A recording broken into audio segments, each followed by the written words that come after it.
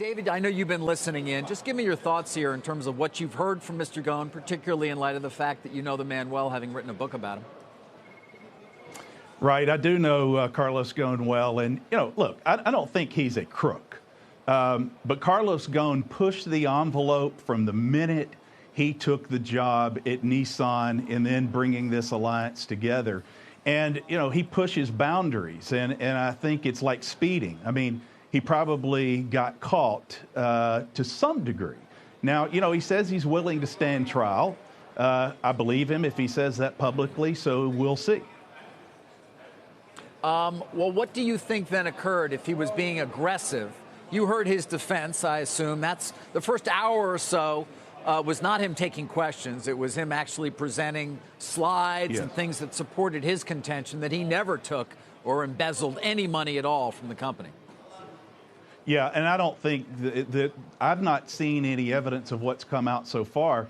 I guess, did he borrow money at some point, and was that unethical for a short term?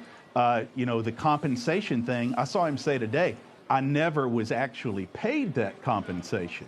And he makes a great point on that. It's kind of a hard case to prove. He didn't receive it. So I think he's like, hey, I see your smoke, but I'm not sure there's the fire here that you think.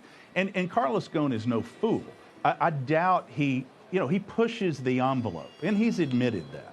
He pushes the envelope, but I don't think that he'd like a fair trial. He says he'll stand trial.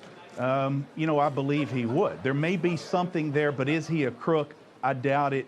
Are they suffering without him? Clearly they are.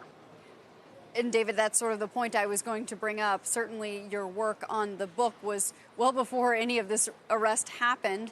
Since the arrest, Phil LeBeau pointed out, Nissan shares are down about 35%. I can imagine if you're sitting at Nissan, you just want all of this to be over and done with in some way or another.